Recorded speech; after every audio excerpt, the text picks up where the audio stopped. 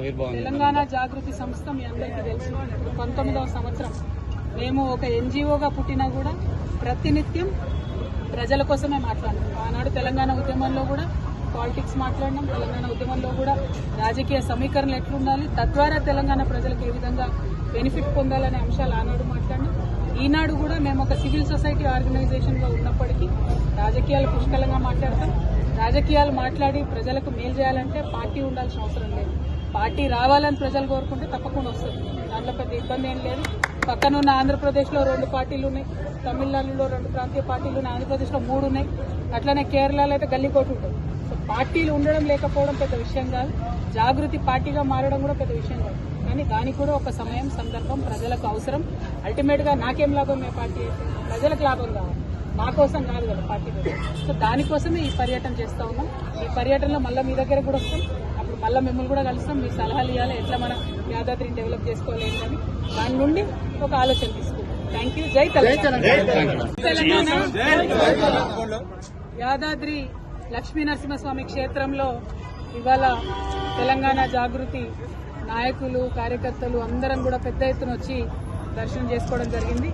మరి ప్రత్యేకించి మొన్న తిరుమలకు వెళ్లి ఈరోజు లక్ష్మీ నరసింహస్వామి దగ్గరికి వెళ్లి వరుసగా ఒక్కొక్క పుణ్యక్షేత్రానికి వెళ్లి తెలంగాణ జాగృతి జనం బాట అనే కార్యక్రమం ఏదైతే ఈ నెల 25వ తారీఖున చేపడతా ఉన్నామో ఆ కార్యక్రమం మరి ఎటువంటి అవాంతరాలు లేకుండా జరగాలని, ప్రజల వద్దకు మేము వెళ్లేటటువంటి క్రమంలో ప్రజా సమస్యల్ని అర్థం చేసుకునేటటువంటి శక్తి ఆ భగవంతుడు మా జాగృతి నాయకులందరికీ కూడా ఇవ్వాలని చెప్పి ఒక విశ్వాసంతోని, ఒక ఆలోచనతోని మరి దైవ దర్శనాలన్నీ చేసుకుంటా ఉన్నాము.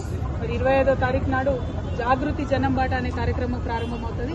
మా నిజామాబాద్ జిల్లా నుంచి, మా సొంత ఊరు నుండి ప్రారంభించి 33 జిల్లాలు కూడా 4 నెలల పాటు కంటిన్యూస్ గా మేము మరి పర్యటన చేస్తాం.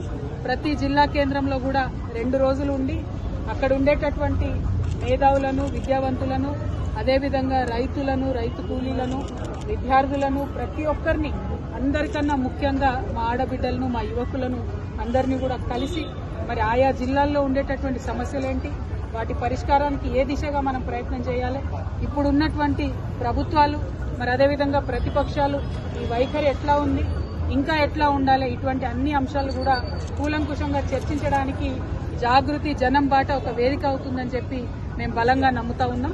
మరి ఈ యొక్క కార్యక్రమంలో దైవం యొక్క ఆశీర్వాదం ఉండాలని, ప్రజల యొక్క ఆశీర్వాదం ఉండాలని మనస్ఫూర్తిగా కోరుకుంటా ఉన్నాం. మీ అందరికీ తెలుసు, తెలంగాణ రాకముందు మన గుట్ట చాలా విస్మరణకు గురైంది. మన గుట్టకు తెలంగాణ వచ్చినాక గౌరవనీయులు కేసీఆర్ గారి ఆధ్వర్యంలో మంచి ఆదరణ వచ్చింది, చక్కగా పునర్నిర్మించుకున్నాం. మరి ఈ గుట్ట యొక్క ప్రాశస్త్యాన్ని, దీని యొక్క పవిత్రతను కాపాడే విధంగా ఇప్పుడు ఉండేటటువంటి పాలకులు కూడా ప్రయత్నం చేయాలి. మేము అక్కడ వస్తూ ఉంటే చూసినాం, రకరకాల విచిత్రమైన హోర్డింగ్లు, అడ్వర్టైజ్మెంట్లు గుట్ట మీద పెడుతున్నారు. అటువంటి కాకుండా తిరుమలలో ఏ విధంగా అయితే కేవలం స్వామివారి కార్యక్రమాలు వస్తాయో, స్వామివారి ఫోటోలు పెడతారో అటువంటి పెడితే భక్తులందరికీ బాగుంటుంది. ఇంకా చాలా సమస్యలు గుడి చుట్టూ ఉన్నాయి. ఈ సమస్యలన్నీ కూడా మేము మళ్ళీ యాదాద్రి భువనగిరి పర్యటనకు వచ్చినప్పుడు మైక్రో లెవెల్లో ప్రతి సమస్య మీద కూడా మాట్లాడతాం. ఇవాళ రాష్ట్ర స్థాయిలో జరిగేటటువంటి పర్యటన గురించి మా ప్రెస్ మిత్రులందరి ద్వారా ప్రజలందరికీ తెలియజేస్తున్నాం. మా జాగృతి జనం బాట కార్యక్రమం విజయవంతం చేయవలసిందిగా ప్రజలు కోరుతున్నాం. జై తెలంగాణ.